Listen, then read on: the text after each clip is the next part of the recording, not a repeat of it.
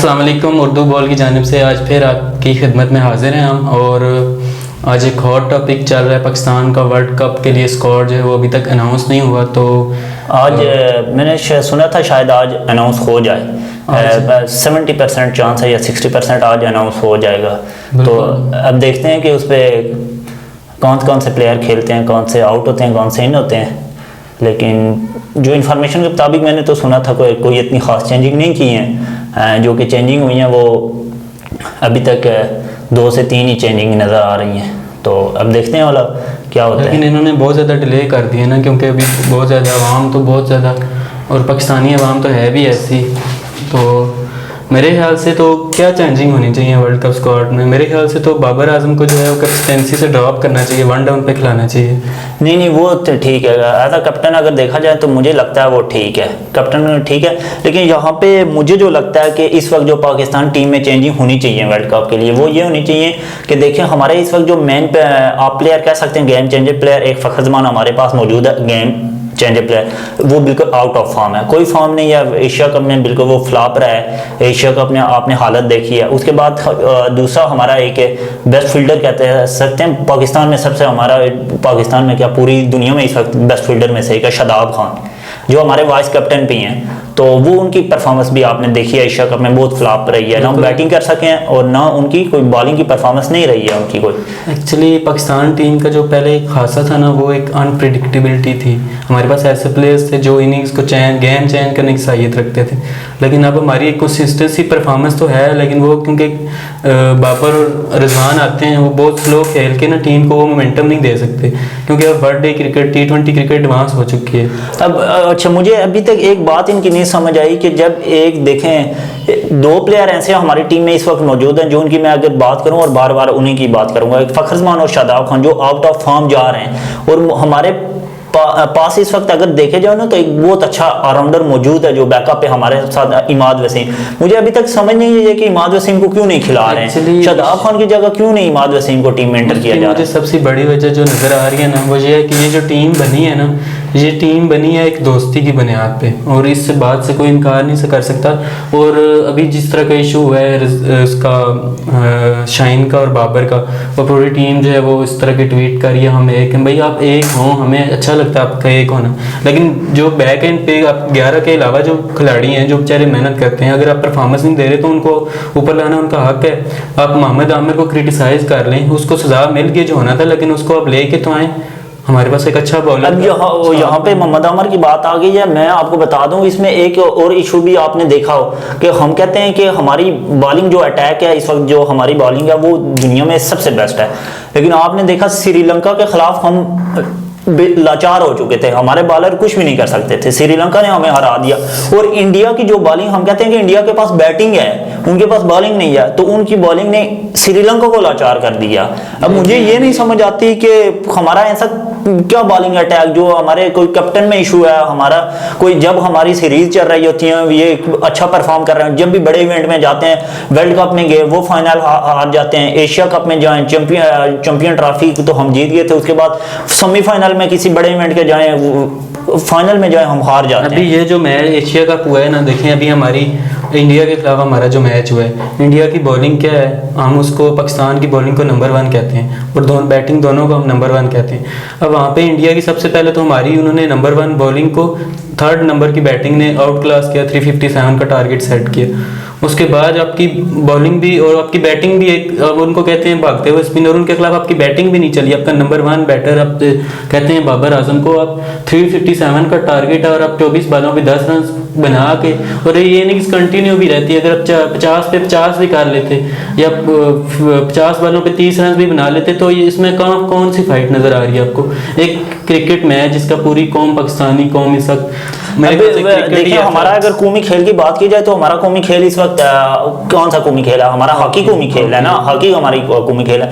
लेकिन इस वक्त मैं अगर प्रिडिक्शन करूं तो इस वक्त हमारा कौमी खेल जो अवाम की प्रिडिक्शन का मतलब वो क्रिकेट है। क्रिकेट है क्रिकेट बन चुकी है, वहाँ प्यार ही क्रिकेट से करते हैं, क्रिकेट के अलावा गेम ही नहीं है। इतना पैसा खर्च करते हैं और इंडिया पाकिस्तान का मैच हम जो है वो महीना पहले से उसकी तैयारी शुरू कर देते हैं, एटलीस्ट हमें फाइट तो नजर आए। हमने हॉकी को पीछे डाल दिया, फुटबॉल को पीछे डाल दिया, हमने जितना पैसा लगा रहे हैं हम टोटल क्रिकेट पे लगा रहे हैं। और उधर भी हमें देखें नंबर 1 रैंकिंग जो है वो बोर्ड पे अच्छी लगती है, लेकिन ऑन ग्राउंड आपकी जो गेम होती है और इम्पोर्टेंट गेम होती है पाकिस्तान इंडिया का गेम, जिसके ऊपर अब के भी लोगों की खुशी का, लोगों की वाबस्तगियाँ हैं क्रिकेट के साथ। हमारे जब इंडिया के साथ मैच आ रहे हैं तो हमारे जो क्रिकेट के बच्चे हैं उनको तो रात को नींद नहीं आई, वो बेचारे तरस आ रहा था मुझे, मेरे साथ जो ऐड है। तो एटलीस्ट अब उनका थोड़ा ख्याल रखें, थोड़ा सा उनको फाइट तो दें, वो किसी के सामने जो है वो को डिफेंड तो कर सकें। तो हमें मैच जीतना ज़रूरी नहीं होता, जैसे श्रीलंका के खिलाफ है, थोड़ा स्टार्ट में हम जो है वो बुरा खेल हमने पेश किया, लेकिन एंड पे हमने थोड़ी फाइट की तो एक अच्छा मैच देखने को मिला। लेकिन इंडिया के खिलाफ तो हमने ना फाइट की, ना हमारा जो है वो उस तरह से जैसे लग रहा था इंडिया नेपाल के साथ खेल है। तो अभी चलो, अब जो हो गया वो हो गया, उसको तो हम कुछ भी नहीं कर सकते। हम यहाँ से बैठ के एक तो प्रिडिक्शन ही कर सकते हैं क्या कौन खेलेगा कौन नहीं खेलेगा, क्या होगा। तो वैसे आप की प्रिडिक्शन के मुताबिक अगर पाकिस्तान की टीम बननी चाहिए वर्ल्ड कप के लिए तो क्या प्रिडिक्शन टीम होनी चाहिए? मेरी जो टीम है प्रिडिक्शन में टीम होनी चाहिए, अगर इमाद वसीम को वापस लाते हैं, वैसे तो इतनी जल्दी कैप्टन तो नहीं बन सकते, लेकिन इमाद वसीम को कैप्टन होना चाहिए, वो लीडरशिप क्वालिटीज़ हैं उनमें। और थोड़ा सा चेंजिंग ये होनी चाहिए कि आप किसी ऐसे, क्योंकि हमारे पास अब स्पिनर भी है जो है, शादाब भी वो उस तरह की परफॉर्मेंस नहीं दे रहे, और फ़हीम अशरफ वो तो फास्ट बॉलर हैं। दूसरे हमारे पास स्पिनर कौन से हैं? नवाज है, नवाज भी वो हमारे पास है। हमारे बेसिकली हमें एक शाहिद अफरीदी की ज़रूरत है इस क्रिकेट में। अच्छा, इसमें मैं स्पिनर से एक बात कर दूंगा, एक टाइम होता था ना सईद अजमल का दौर होता था, मोहम्मद हफीज का दौर होता था, शाहिद अफरीदी, तो हमारे फास्ट बॉलर से ज्यादा स्पिनर माने जाते थे कि स्पिनर, हमारा स्पिनर दूसरा मारते हैं, हमारा तीसरा भी मारते हैं, हमारे स्पिनर अटैक होता था। आपको पता है कि जब इमाद वसीम प्ले कर रहा था T20 में हमारा अटैक स्पिनर होता था, इमाद वसीम पहला ओवर करता था, और वही सीन था कि पहले 2-3 ओवर में एक विकेट वो गिरा ही देता था। पहले मैंने भी गिराया तो तीसरे ओवर में जब स्टार्ट होता था आगे गिरा। वसीम में ये भी है ना कि वो इमाद, वैसे शदाब में भी ये क्वालिटी है कि शदाब भी हिट भी कर सकता है, इमाद वसीम भी बहुत अच्छा बैटर भी है, बैट्समैन भी बहुत अच्छा है, फील्डिंग भी उसकी बहुत अच्छी है। सेम हमें यही चीज़ चाहिए कि हमारे पास एक प्लस पॉइंट, जैसे अब्दुल रज़ाक थे, बॉलिंग भी करते थे, और शाहिद अफरीदी। अगर मैं प्रिडिक्शन करूँ ना, अगर मैं टीम वर्ल्ड कप में लेके जाऊँ, बाबर आजम को एज अ कैप्टन इसी तरह रहने दो, साथ मोहम्मद रिजवान जाए, उसके बाद इमाम जाए, फ़खर को ड्रॉप कर दूँ, फ़खर की जगह मैं वापस लेके, फ़खर की जगह मोहम्मद हारिस जो है मैं, या साइन अयूब है, इनमें से मैं एक ओपनर साथ लेके आऊँ, इनमें से एक ओपनर लेके आऊँ, उसके साइन अयूब को मैं इंटर कर दूँ, उसके बाद मैं इफ्तिखार अहमद हो, उसके बाद मोहम्मद नवाज हो, शादाब को मैं ड्रॉप कर दूँ, शादाब की जगह इमाद वसीम को लेके आऊँ, और उसके बाद हमारे हारिस रऊफ, और एक आज की न्यूज़ के मुताबिक हारिस रऊफ जो है वो फिट करार दे दिए गए और वो वर्ल्ड में खेलेंगे, जो कि न्यूज़ चल रही थी कि हारिस रऊफ भी शायद वर्ल्ड कप से आउट हो सकते हैं, तो वो फिट करार हो गए हैं हारिस रऊफ। और उसके बाद शहीन आयशा अफरीदी, और मैं नसीम शाह की जगह मोहम्मद आमिर को लेके आऊँ। मोहम्मद आमिर हमारा विकेट अगर नहीं भी लेता वो स्कोर रोकता है, वो स्कोर अगर आखिरी ओवर में 10 स्कोर से 8 स्कोर भी चाहिए होंगे ना तो वो खुल के नहीं खेलने देगा किसी बैट्समैन को। और दूसरी बात यह है कि अभी हमारी जो मोहम्मद आमिर को देखना बहुत सारे लोगों की ख्वाहिश है, और क्योंकि उसका एक नफसियाती दबाव था, और मोहम्मद आमिर अभी तो लोग देखें उसको ज़ाहिर इतना टाइम हो गया, लेकिन आप बैक जाएं तो 2009 में 2010 में बॉलिंग देखें तो आपको पता चलेगा वो कितना क्वालिटी का बॉलर था, बड़े बड़े बैट्समैन उसकी बॉलिंग से डरते थे।